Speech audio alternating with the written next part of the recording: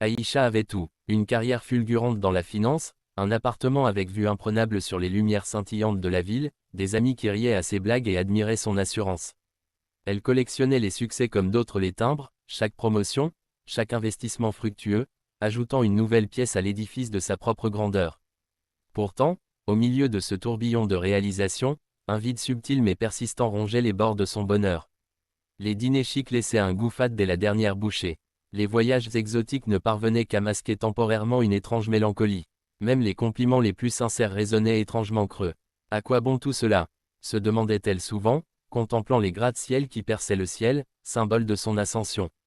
Tout finit par s'estomper, par devenir une ligne de plus sur un chevaux, une photo oubliée dans un album. Un soir d'orage, alors que la pluie fouettait les vitres de son appartement luxueux, Aïcha tomba sur un vieux livre oublié au fond d'un carton, la Bible de sa grand-mère, une femme simple dont la foi tranquille avait toujours contrasté avec l'agitation de sa propre vie. Par curiosité, elle l'ouvrit au hasard et ses yeux se posèrent sur les paroles de l'Ecclésiaste. « Vanité des vanités, dit l'Ecclésiaste, vanité des vanités, tout est vanité. » Ces mots, loin de la déprimer, résonnèrent étrangement en elle. C'était comme si une vérité qu'elle avait toujours sentie confusément était enfin exprimée clairement. La course effrénée après le succès, l'accumulation de biens matériels, la quête incessante de reconnaissance, tout cela semblait soudainement léger, éphémère, incapable de combler cette soif intérieure. Intriguée, Aïcha commença à lire davantage. Elle découvrit l'histoire d'un homme simple, Jésus de Nazareth, dont la vie et les enseignements offraient une perspective radicalement différente. Il ne parlait pas d'accumuler des richesses terrestres, mais d'investir dans un trésor éternel. Il ne cherchait pas la gloire humaine, mais l'approbation d'un Père céleste.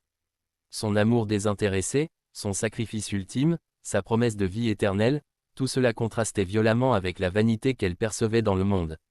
Au début, Aïcha aborda ces récits avec un scepticisme intellectuel, mais au fur et à mesure de sa lecture, quelque chose commença à changer en elle. Elle réalisa que ce vide qu'elle ressentait n'était pas un manque de possession, mais un manque de sens, de connexion avec quelque chose de plus grand, de permanent. Un jour, en se promenant dans un parc, elle remarqua un vieil homme assis seul sur un banc, le visage ridé mais les yeux étonnamment paisibles.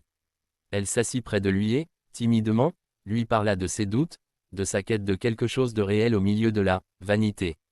L'homme lui sourit doucement. « Ma chère, dit-il, sa voix douce comme le bruissement des feuilles, j'ai passé ma vie à courir après le vent.